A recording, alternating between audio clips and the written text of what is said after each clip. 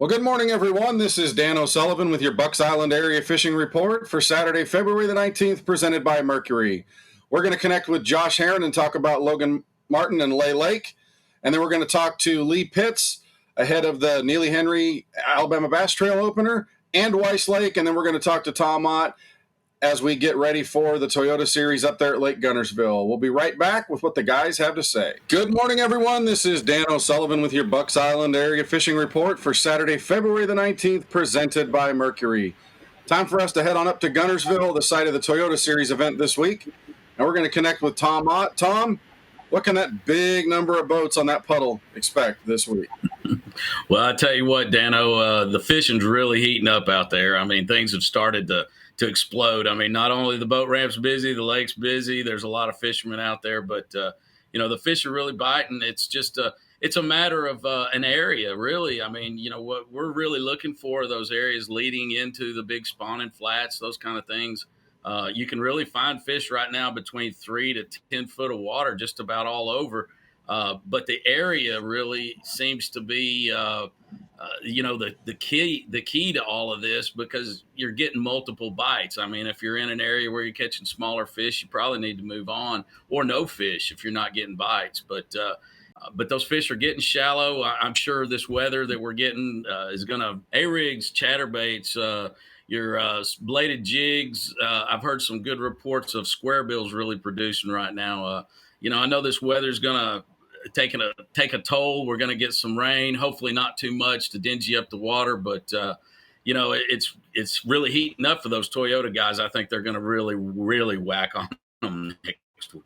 What about crappie bite, Tom? You hear anything out of the crappie bite? I tell you, the crappie have really started to transition somewhat away from those causeways, and I think the bait is still kind of in and out with the causeway or the bridge. The bridge pilings, that kind of thing. I saw a few this week. I went through. There just wasn't a whole lot of bait there. I think those crappie are starting to make their migration to the spawning ground. They are starting to move up in the shallower coves, the hard bottom, round grass edges, that kind of thing right there. It's not very. The females are fat. It's time for that. Well, we like it when they start to move around. I know there's an awful lot of guys that really make. Put a lot of food in that freezer when they get to those crappie, but I know the bass bite's going to improve, and we appreciate everything that you do to help us, and we will talk to you again next week, Mr. Tom. All right, Dano, you be safe out there. We'll talk to you soon. Tyler. Well, good morning, everyone. This is Dan O'Sullivan with your Bucks Island Area Fishing Report for Saturday, February the 19th, presented by Mercury. Time for us to head on up to Weiss Lake and talk to Lee Pitts. I know he's been kind of driven off by the rain today, but he's been on the water. Lee, let's talk about Neely Henry first this week. Tell us what's going on that river body of water. Neely has been tough on both species this week. You got a lot of muddy water coming down through there, a lot of hard winds, and it's just been overall it's just been a tough week. The fish on the crappie end of it, they're still out there deep in that main channel. And they're not really wanting to do a whole lot because they're just trying to survive right now. I'm seeing numbers of fish, seeing them out there on the creek channels and things like that around the places that they should be. It's just really, really hard with that wind and the way the water's been pulling so much. It's hard to get a bait down to. So with the bass bite, ABT is there this week, and I know you're fishing that event. What do you expect to see the winning weight be?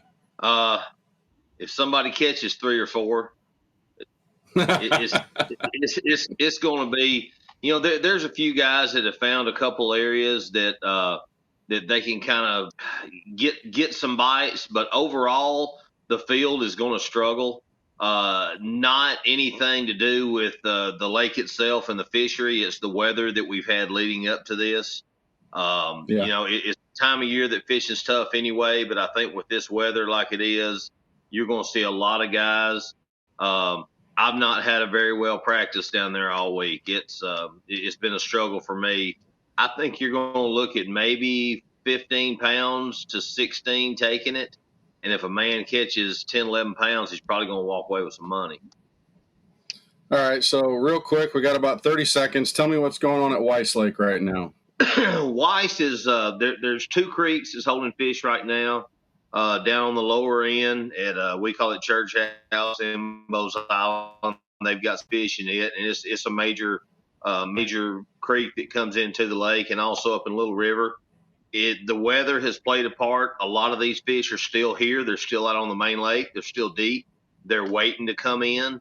And I think you're really going to see in the next few weeks, it doesn't really matter about the cold, but I think with the water cleaning up, the water slowing down, things are going to get a lot better. The fish are ready. They're ready to kick off their spring deal. It's just right now we've been thrown with a whole lot of weather issues that is really, really hindered the catching of fish on both ends of it right now. But it'll get better.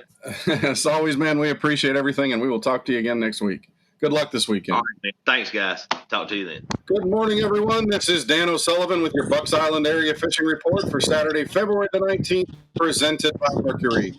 Time for us to connect with Josh Heron. Josh is spending a little bit of time getting ready for the Lake Guntersville Toyota Series, but he's also been playing a little bit down there at Logan Martin and Lay Lake. I know it's muddy, Josh. What's the bite like? Man, it's the land of the A-rig right now. That seems to be the dominating feature. So last weekend, pretty much everybody who spent time shallow got pretty well wrecked. So, man, that's kind of the deal. These fish have really staged up on bait fish, getting ready, kind of gorging up for that pre-spawn deal. That moon we had this week was absolutely huge.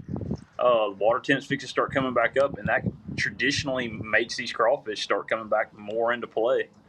So that's going to be the deal right now, guys, is spend time, chase bait, especially with as much current as we've got coming down the rivers right now, is kind of these little short pocket arms are going to be the deal. Anywhere that bait's kind of blown up in these pockets, forward-facing sonar is going to be gigantic if you have it.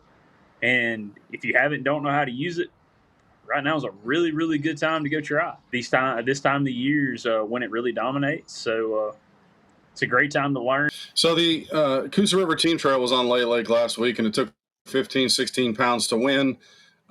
Do you know how those put together? Yeah, those fish are actually caught on A-rig as far as I understand. But that's man, that's the nature of the beast this time of year. It's been that way for several years. So the A-rig really shined a light on how bad fish actually suspend out this time of year several years ago, and the forward-facing sonars really kind of brought it full circle and put it in a lot of guys' wheelhouses that'll spend time learning how to do it. Yeah, that A-rig makes a big difference. I know that thing can catch a bunch of them, and I know that forward-facing sonar has been a big player of late the last several years. Any other techniques that work with it? Demiki style fishing can really play hand in hand with the forward-facing sonar. It allows you to actually chase fish. You want some really good references? Go watch any Patrick Walters YouTube video, and you can probably learn more about forward-facing sonar in a 5-minute video than you can in 3 days on the water with it. So, lots of good references online. Everybody take advantage of this time of year to learn a new technique and have fun. Well, Josh, as always, man, we appreciate it there at Guntersville. Thanks, man. Well, that'll do it for our Bucks Island Area Fishing Report for Saturday, February the 19th, presented by Mercury. Thanks for tuning in. Don't forget, Fish Fest, March 12th, right here at Bucks Island, 4500 Highway 77 in Southside, Alabama.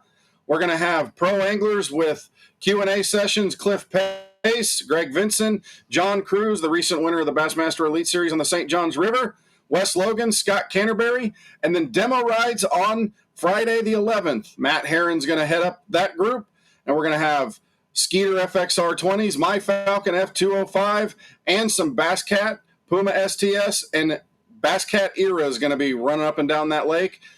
Come on, spend some time with us. We'll feed you on Saturday, raffle prizes, discounts in the loft, and get everything else that you need done. We will talk to you again next week, and thanks for everything that you do to be a part of Bucks Island.